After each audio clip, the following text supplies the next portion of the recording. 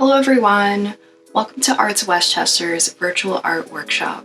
My name is Rebecca Mills and I'm an ArtsWestchester artist that's going to teach you about optical art.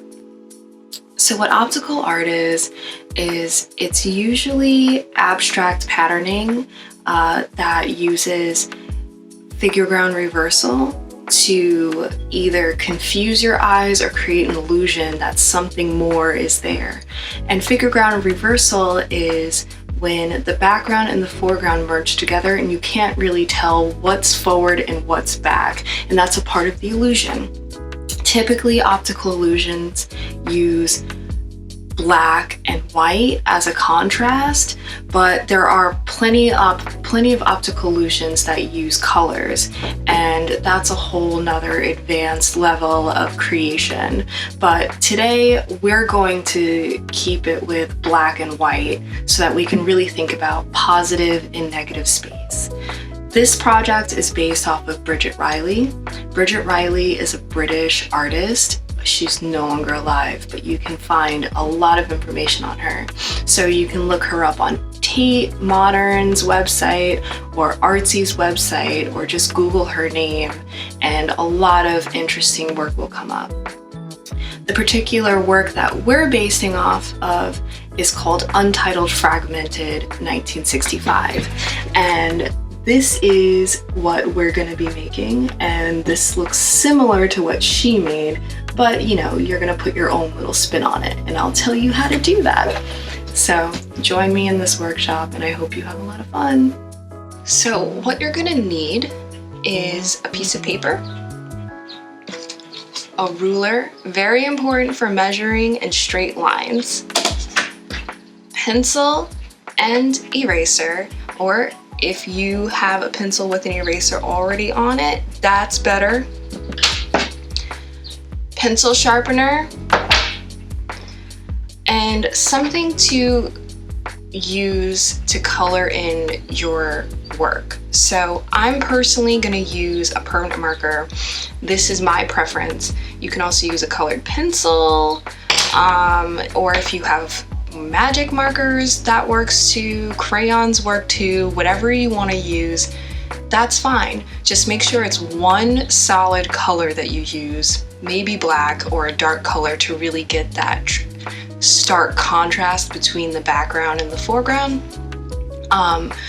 But one solid color, because once you start adding in other colors, it can get confusing and you don't get the same kind of effect if you're not thinking about how the colors relate to one another and what they do as far as an optical illusion. So one solid color.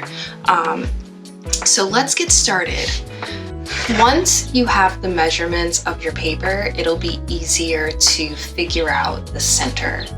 And the reason why you want the center is because it'll help you understand how to do measurements for everything else. So this paper is 14 by 11. So this side is 11. Half of 11 is 5.5. So at the 5.5 mark, I'm gonna draw a little tally here, right?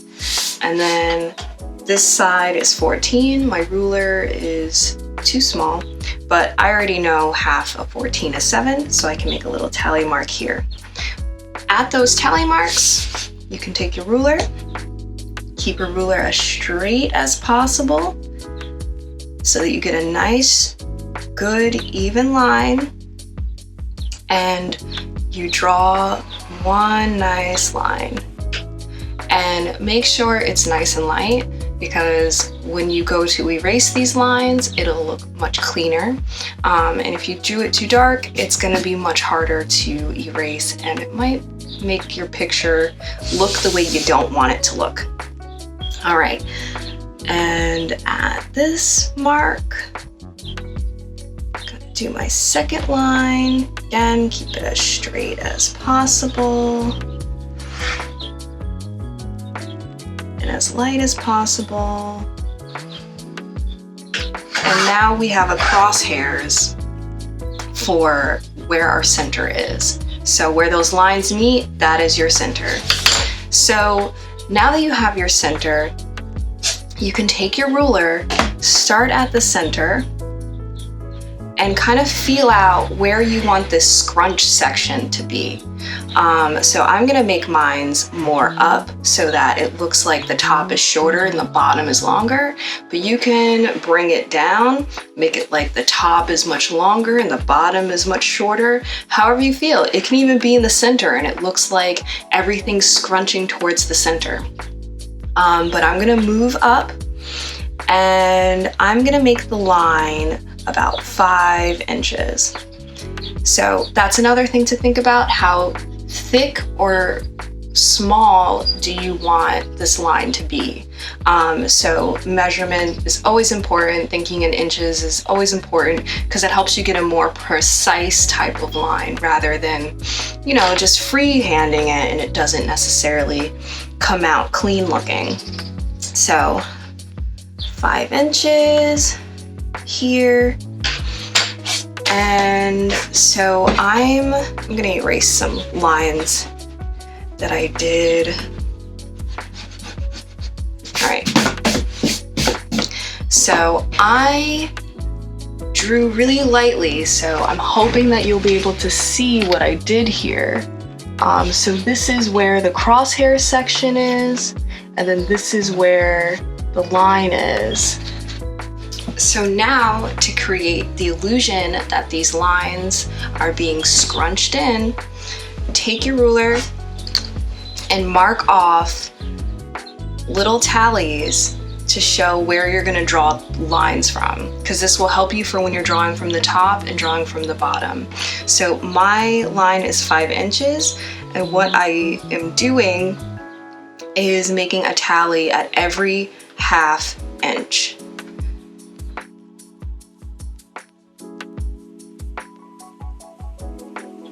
Okay, so now that I have that, what I'm gonna do is now start working kind of like a fan, if that makes sense, and you'll see what I'm talking about. So on one end of the line, I'm gonna draw a line coming up at this angle. So this is a more diagonal angle. And on the other side, it's gonna be at another angle, kind of mimicking, but opposite direction. And as you continue drawing your lines, what you're gonna do is think about this in a fan way. You kind of can see it like this, right? So you have your 2 lines already drawn, so it'll make it easier to kind of keep it moving in a single direction. You're gonna do the same thing for the bottom half also. So you want it to line up in a way with the top part. So this top part is going up at a diagonal towards the left. The bottom part should also go at a diagonal towards the left to look like the opposite of the top on this side. And for my right side, it's this part of the line is going up at a diagonal towards the right, and the bottom half is also going to do the same thing. Go up at a diagonal towards the right. I mean, go down at a diagonal towards the right. So it should look something like this. Again, if you can see it properly. And then now you draw the lines on the inside and work in a fan-like motion.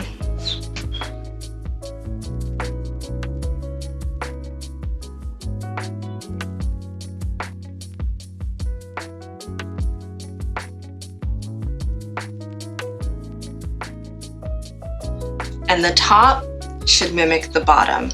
So the lines, all the lines at the top are gonna mimic the bottom in the sense that it's looking like it's kind of doing this scrunched motion where the lines kind of reflect each other or look like they're opposite of one another if you were to kind of flip it over.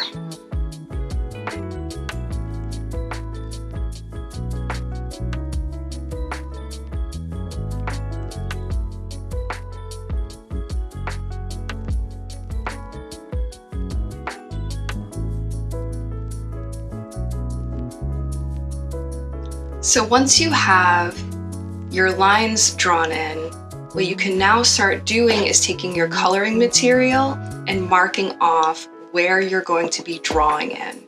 So you want to mark off every other line. And the reason for that is because this is supposed to be positive and negative space. And in order to make it look like a right amount of positive and negative, it can't be directly next to each other.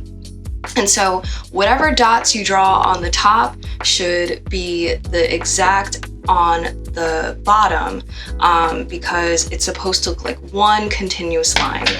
Now, I marked off in advance my dots, and in doing so, I realized on this end, I didn't have an even amount to have this line here.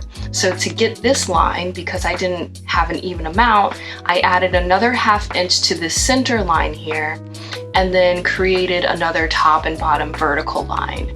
And I already colored it in, so you can see this is what all of them should look like once you color in both top and bottom.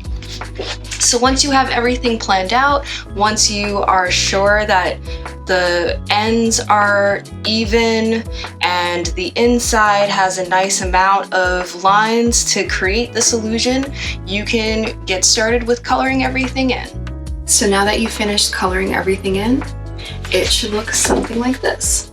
So positive and negative space and the illusion that the lines are being scrunched in.